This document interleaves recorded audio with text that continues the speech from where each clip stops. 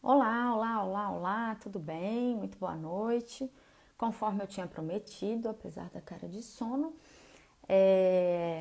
bastante gente respondeu as perguntinhas lá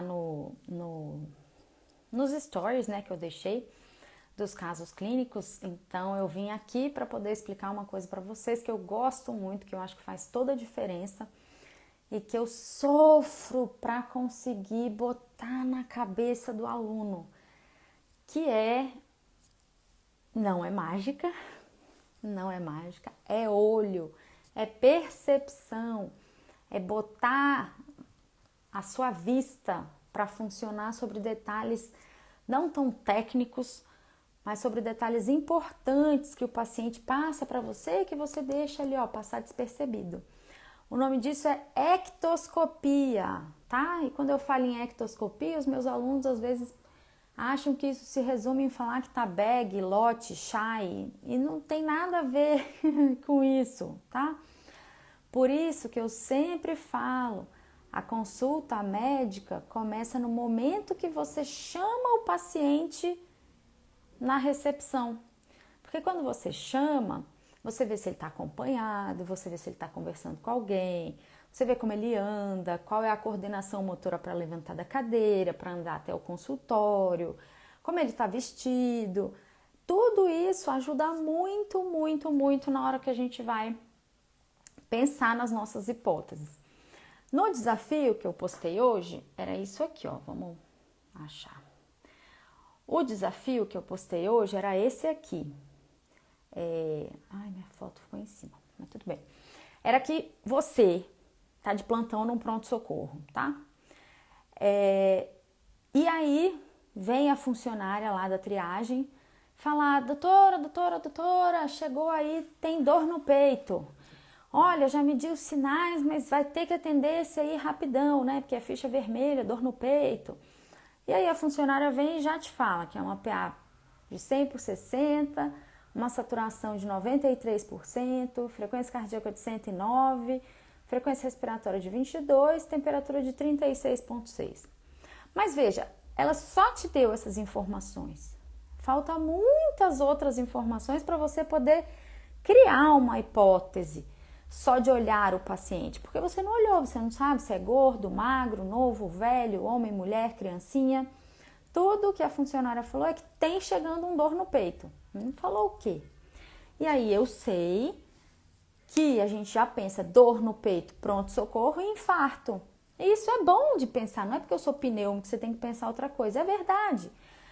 Eu sempre brinco com os colegas cardiologistas que o marqueteiro da cardio acertou em cheio, tá de parabéns, porque fez com que todo mundo associasse dor no peito com infarto. Isso salva vidas. Então isso é importante sim, mas não é só de dor no peito que se vive um pneumologista, nem um plantonista de PS. Então temos que pensar, a minha função aqui é mostrar para vocês como é que a gente pensa fora da caixinha.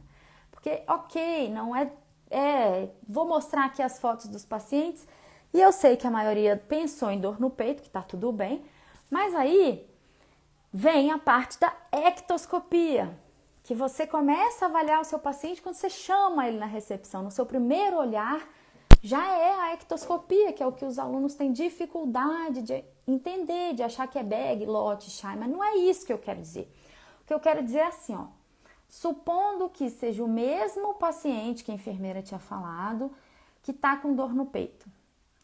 Aí chega esse paciente aqui, ó. O paciente vem trazido, e é esse paciente que chegou para você com dor no peito. Será que com essa dor no peito, vendo essa perna aí, com essa gaiola externa, né, com essa fixação externa de perna, coxa, tudo, você ainda vai pensar em infarto? Não, claro que não. Pode estar até infartando, claro. Mas aí a sua primeira avaliação, sem nem encostar no paciente, sem nem saber da história dele, só dele chegar para ser avaliado, você já vai começar a pensar em outras coisas que não o infarto. Por quê? Porque você está vendo uma perna imobilizada com esse fixador externo, Então, isso significa que esse paciente fraturou, teve uma fratura grave na perna, sofreu um acidente, enfim, e tá com essa perna imóvel. Aí que a gente começa a fazer o sentido de avaliação pré-diagnóstica, tá? Quando a gente pensa em avaliação pré-diagnóstica, tem a ver com qual a chance aquele paciente tem de ter uma determinada doença. Por isso que não adianta investigar infarto para toda dor no peito. Mas como o paciente se apresenta para você, faz toda a diferença. Então, para esse paciente aí, como muita gente disse, a maior possibilidade é de ser TEP. Por quê? Porque ele fez um procedimento cirúrgico grande, porque ele está imobilizado, porque ele deve ter sofrido um acidente, né? Importante. Então, é esperado que esse paciente tenha uma alteração de circulação aí na perna, faça um trombo que saia depois da perna e vá formando uma embolia pulmonar. Mas, como ele fraturou e perfurou o osso e teve que colocar tudo no lugar, a gente sabe que esse osso aí deve ter ficado bem quebrado, a gente não pode deixar de pensar que isso pode ser uma embolia sim, mas, por exemplo, pode ser uma embolia gordurosa. Aí piora o negócio, né? Por quê? Porque como teve fratura de osso, né? Deslocamento de massa óssea, a gente sabe que dentro do osso fica a medula e que tem bastante gordura. Então, torce para ser TEP, porque para TEP tem tratamento, tá? Para embolia, né? Para tromboembolia, ou seja, uma embolia que veio de trombo, você vai dar anticoagulante, pronto. Agora, para embolia gordurosa, não tem tratamento. Não dá para injetar detergente no sangue do paciente para esperar dissolver a gordura que está circulando. E essa gordura que está circulando, o que acontece? Ela vai entupindo, né? Vai passando pelo corpo e aí ela entra na circulação pulmonar e pode entupir as pequenas arteríolas e capilares pulmonares. Então, a gente também tem que pensar nessa possibilidade, tá? Porque aí é bem mais complicado. Lembra de um ator que teve Covid, faleceu, agora deu quase 1 ano de falecimento dele, que o que todo mundo falou foi que a causa de óbito dele, claro, foi o Covid, mas que ele teve uma embolia gasosa cerebral. Como assim? Assim, ó, ele teve um pneumotórax, ele fez uma fístula, tá? Bronquial. E aí, como estava ventilado, né? Aquela fístula jogava ar. E aí o ar acabou entrando na circulação sanguínea. E aí bolhas de ar também não dissolvem na circulação sanguínea. E aí aquelas bolinhas de ar foram entupindo todos os microvasinhos e capilares que o paciente acabou falecendo na hora que perceberam ali, enfim, com todo o trauma, passa dreno, tira dreno, acaba fazendo uma comunicação gasosa venosa e aí dá isso. Então, mas sim, quem falou que essa foto aqui é de TEP tá correto. Veja, são as mesmas informações para todos os pacientes, tá? Então, é aquele paciente que chegou com dor no peito, com uma PA de 100 por 60, saturando 93, frequência respiratória de 22, frequência cardíaca de 109, afebril. Faz sentido o seu infarto, que era a principal hipótese da maioria? Claro que faz, mas faz sentido nesse paciente aqui ser um TEP, certo? Vamos para o nosso próximo paciente que eu tinha escolhido para vocês. Esse paciente aqui, ó. No caso, não é o bebê, é a mãe, tá? Então, a mãe foi trazida da sala de parto, correndo, para você avaliar. O que a gente sabe que acontece muito em gravidez, parto, puerpério? Trombose, tá? Principalmente ali de veias pélvicas. Então, pode acontecer TEP, gestante, puérpera, dor no peito, TEP. Algumas pessoas falaram embolia amniótica também, mas a embolia amniótica geralmente está relacionada a um parto mais custoso, algum trauma, algum acidente. Então, por exemplo, às vezes se tentou forçar para o neném sair, né? Ou se, sei lá, a mãe caiu, bateu a barriga no chão. Isso também pode fazer uma conexão ali, uma fístula, né, entre o líquido amniótico e um vaso. E nisso pode ir líquido amniótico para dentro do sangue, que também não vai se dissolver, porque as composições são diferentes, e fazer uma embolia amniótica, que também não tem o que dar para dissolver. Então é um prognóstico bem pior. Mas veja, a gente sabe que gravidez, parto, puerpério são situações trombogênicas. Então, nessa paciente que não tem absolutamente nada a ver com o anterior, né, é o mesmo diagnóstico. E isso é o que a gente chama de avaliação pré-teste, avaliação pré-diagnóstico. Então, inicialmente, com aquele paciente de dor torácica que chegou lá no pronto-socorro, antes de você ver, você podia até ter pensado em infarto, de boa. Mas quando você vê aqui, não é infarto. Pode ser uma miocardiopatia pós-parto. Pode, mas geralmente essas miocardiopatias pós-parto, elas dão como uma falência cardíaca aguda, não costuma ter dor, sabe? O miocárdio fica meio abalado ali, né, com as mudanças hormonais, e aí ele acaba dilatando. Não costuma dar muita dor, não costuma dar muita pericardite, e geralmente isso evolui alguns dias, semanas depois, não é imediato. Então é a menos e não é uma hipótese tão provável, mas foi legal ter lembrado. Vamos para o nosso terceiro paciente aqui, ó. Essa aqui eu sabia que vocês não iam saber jamais, que vocês precisam ficar atentos. Ó, supondo que essa seja agora a nossa paciente que chegou com dor no peito, com um PA 100/60, saturando 93%, frequência cardíaca de 110, frequência respiratória de 22, afebril. O que você não pode deixar de ver na mão dessa distinta senhora, minha gente? Tá vendo que ela tá toda machucada, toda cheia de roxo, com umas cascas? Você vê que tem machucados, né? As equimoses, os hematomas de diferente período, que não é assim, ai, caí da escada hoje e me estrupiei. Você vê que tem machucado cicatrizando, tem machucado ativo, tem umas úlceras, um machucado dentro ali do braço direito. Então, são coisas grandes. E a vovó tá toda de blusa de manga comprida.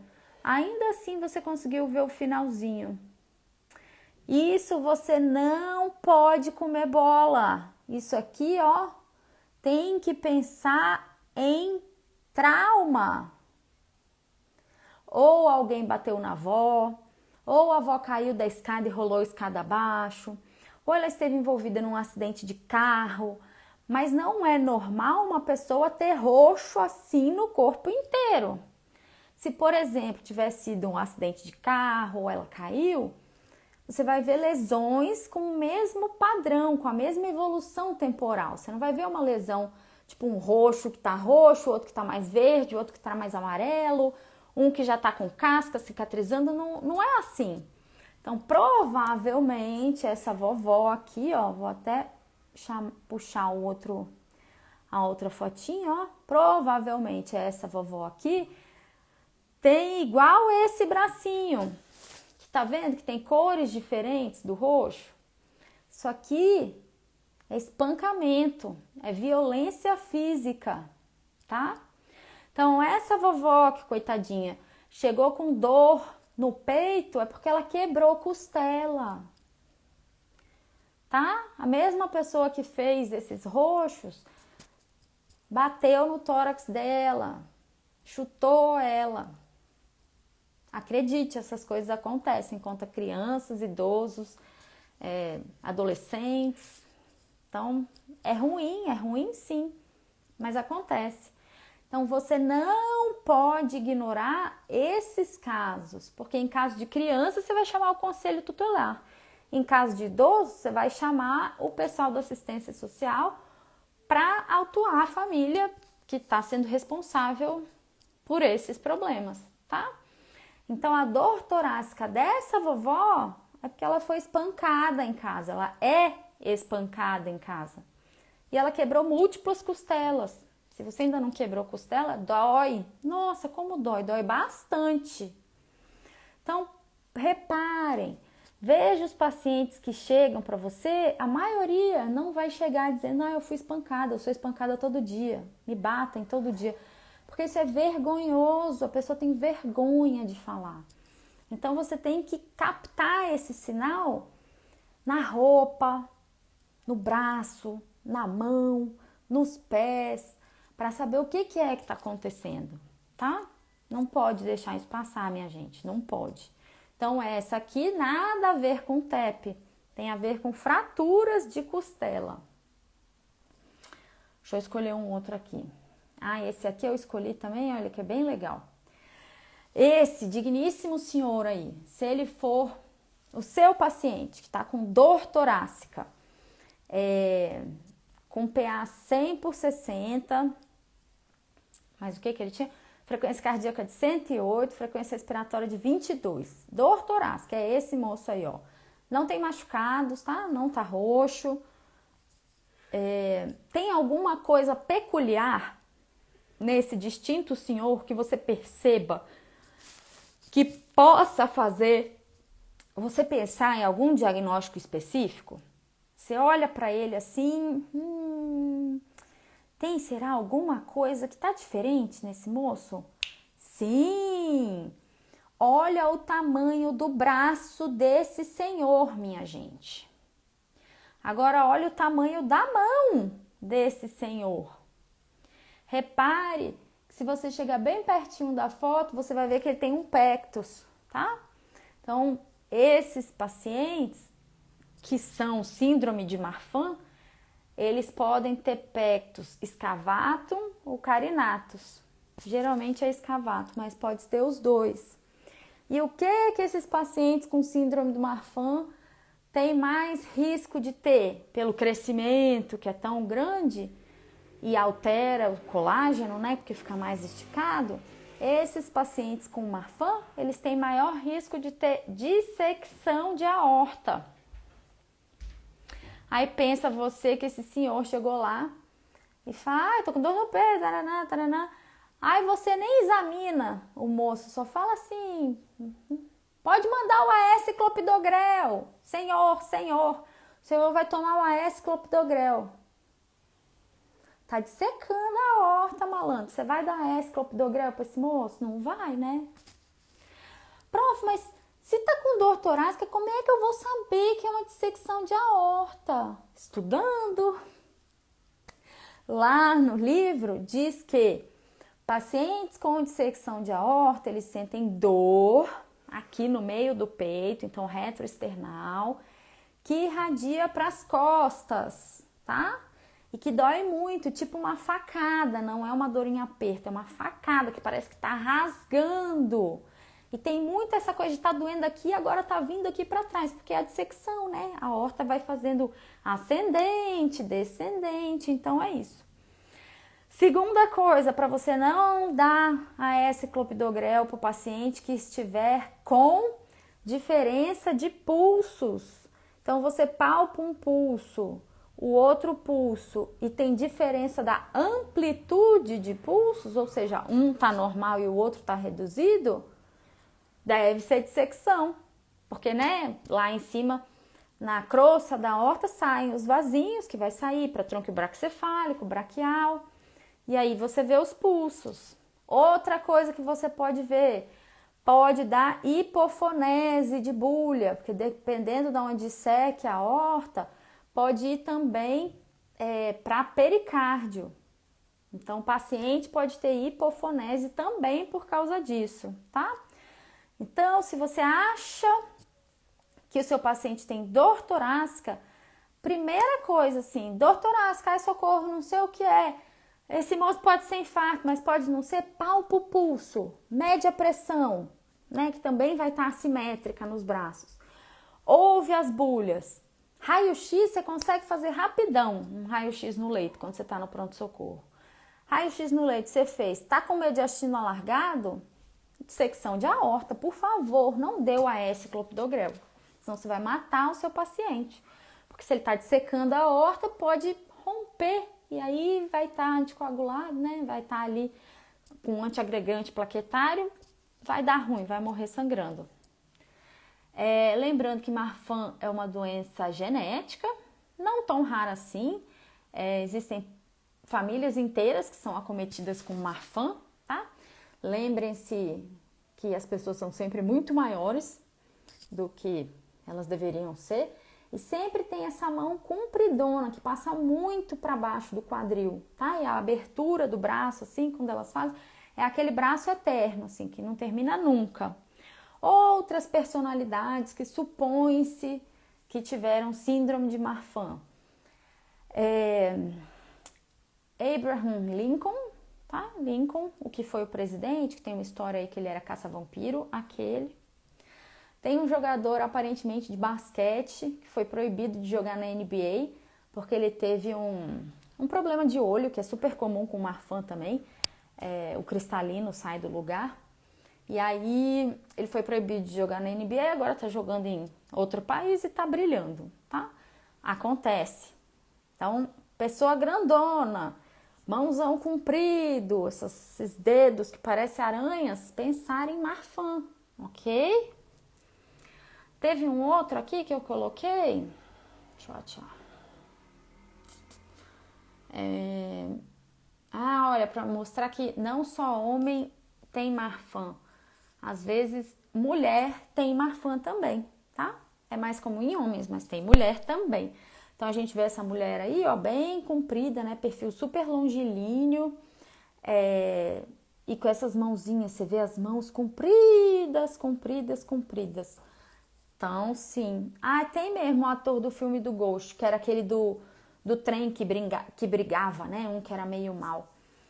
Tem várias outras personalidades, igual, tipo, dizem que o Michael Phelps tem, mas não há nada garantido, né? Porque a informação de saúde dele, por ele ser um atleta profissional, não é disponível. Mas, aí tem, por fim, esse aqui, esse gordinho que eu postei. Esse gordinho tá se vendo que ele fuma e que ele é obeso, né? Sim, você deve pensar em infarto. Pode ser gases, claro, lógico, né?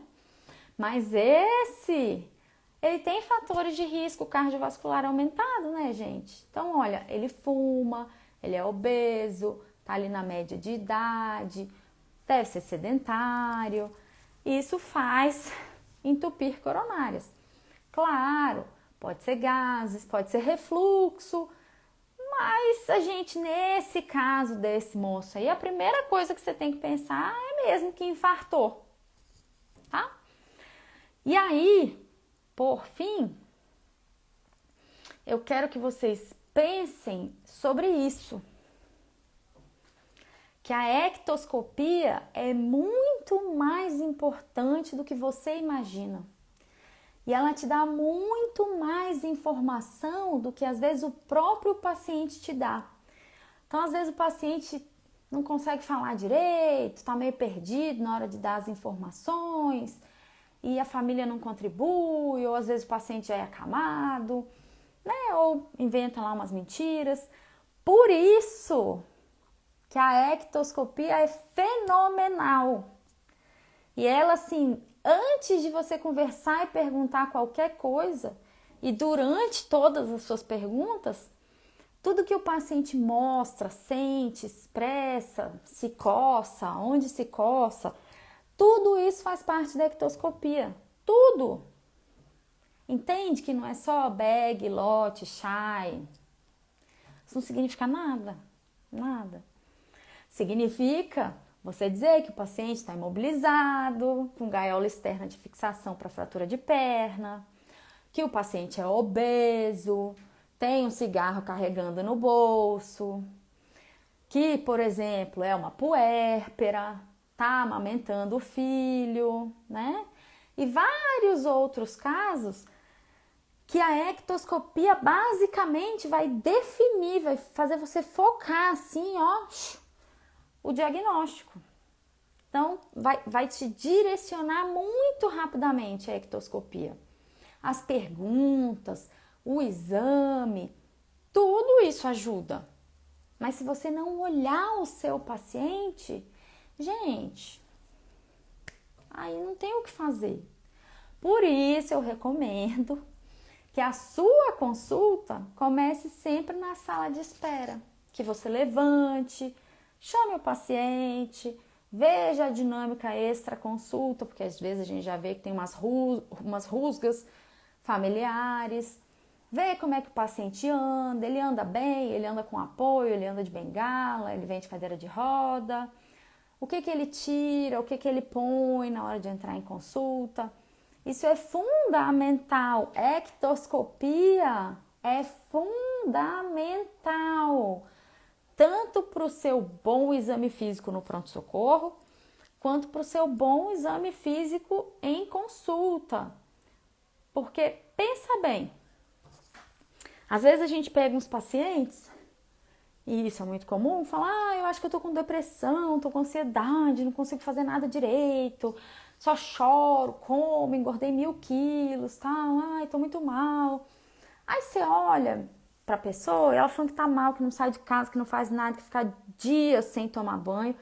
Aí você olha pra moça, né, a pessoa que tá te falando isso, e a pessoa tá com o cabelo todo pintadinho, tá com aquela unha feita, vermelha, de que acabou de ser feita, tá com maquiagem impecável, batom impecável, a roupa toda arrumada, as unhas limpas, feitas. Veja, tem alguma coisa de errada. Porque o que a pessoa te fala não é compatível com ela. Então, um paciente que se diz depressivo, que não sai de casa, que está comendo sem parar, que só fica deitado na cama, não pode ser um paciente arrumadinho, de sobrancelha feita, cabelo pintado, unhas feitas. Ou não é uma depressão tão ruim assim, igual a pessoa te conta, ou tem algum outro benefício para vir junto aí com essa depressão, tá? Então, pacientes, por exemplo, que a gente vê muito na pneumo. Ah, não, doutora, não fumo, não fumo. Você vai fazer o exame físico, tá o maço de cigarro dentro do bolso. Fuma, né, gente? Claro que fuma, óbvio. Tá com os dedos aqui, ó, tudo manchadinho da parte que fuma, que segura, pita o cigarro. Isso tá tudo lá para você ver, gente. Tudo. É só abrir o olho e prestar atenção. Então, com essa percepção de ectoscopia, você já consegue imaginar quais são as queixas do paciente e quais são as probabilidades diagnósticas. Quer ver uma coisa que é muito bizarra, que toda semana o aluno faz? Paciente obeso, tá? IMC de 62. Aí o aluno põe lá na anamnese: tem baixo consumo de carboidratos e gorduras. Não dá, minha gente. Como? Não dá. Se a pessoa é obesa, ela não tem baixo consumo de carboidratos e gorduras. Ah, mas ela disse, mas você não é escrivão da polícia. Você não está aqui para fazer relatório, você está aqui para pensar. Não adianta escrever que tem baixo consumo e a pessoa pesa 200 quilos. Não tem, né, gente? Tem que fazer o cara crachar. A pessoa está lá sentada, diz que cansa para tudo, que nem consegue tomar banho, que os filhos estão dando banho nela na cama. Aí você pede para levantar da cadeira, para subir na maca, ó, agilidade. Sobe na maca rapidão, deita na maca rapidão, faz tudo rápido, não desatura. Tem alguma coisa estranha, alguma parte da história não bate. Então, não é só o que você pergunta, porque, né, o Dr. House já dizia, everybody lies. Então, todos vão mentir. O que importa é o que você percebe, aquilo que você pode absorver do paciente sem ele te contar. Isso é a magia. Isso é a medicina. Isso é o que você quer fazer. Agora, se todo mundo que chegar no pronto-socorro com dor torácica, você for fazer protocolo de infarto, de troponina, enzima, tá gastando dinheiro. Tá deixando de investigar quem realmente precisa ser investigado. Se todo mundo que chegar com dor torácica, você achar que é TEP, sem fazer o score de Wells, que é a avaliação pré-teste, você vai fazer angiotomografia inútil em todo mundo. Se você não olhar que a pessoa tá roxa, tá machucada, você vai comer bola e esquecer que existe trauma torácico. Entendeu? Então eu quero que vocês lembrem, ó, vou botar até aqui de novo, que a ectoscopia é muito mais importante do que você consegue imaginar. Então não vem falar que o professor Beg, Lodge, Shai, blá, blá, blá. Isso não diz nada, amigo. Você tem que descrever o paciente na ectoscopia como se a pessoa que fosse pegar o paciente depois fosse cega. Ou como se o paciente não estivesse mais lá e viesse, fosse só um familiar que viesse buscar resultado. Então, essa é a função da ectoscopia. Dizer que o paciente deambula com auxílio, usa andador, chega com muleta de 4 apoios, vem com cuidador e paninho na mão para guardar a tosse, tem dificuldade de audição, chega com higiene impecável ou então chega com higiene ruim, dentes mal cuidados, unhas sujas. Isso tudo influi nas suas hipóteses diagnósticas, certo? Vamos começar a prestar mais atenção na ectoscopia? Garanto que ela vai fazer um diferenção na sua vida. Bora lá? Botar aqui a cachola para pensar em coisas úteis e pré-avaliar e pensar quais são as possibilidades diagnósticas deste paciente que eu estou vendo e que eu ainda nem conversei com ele. É isso. É assim que faz a boa medicina. Não é decorando, não. É pensando. Curtiram? Bom? Vou deixar... Estuda. Ectoscopia é o que há na vida, tá? Estuda mesmo. Deixa eu ver se tem alguma perguntinha que... Muito importante, né, Ti? Em adulto, em criança, em adolescente. Mundo. Que bom que o pessoal gostou. É isso mesmo, o ator do filme do Ghost. Então essa foi a nossa aula de ectoscopia. Por favor, entenda, por favor, pensem nisso, sejam diferentes. A maioria não quer ser diferente, quer ser igual a toada esquisita aí que vem. Amanhã eu vou fazer um outro desafio clínico para vocês. Que não vai ser só sobre ectoscopia, mas vai ter ectoscopia, claro. Para vocês verem o que é que chega no consultório do pneumo. Que não é só problema pulmonar, ok? Então, vejo vocês amanhã eu vou liberar. Hoje eu já vou deixar gravada essa aulinha no feed, tá? Mas corre porque só vai ficar o fim de semana. E amanhã eu vou fazer outro desafio clínico mais complexo ainda para vocês.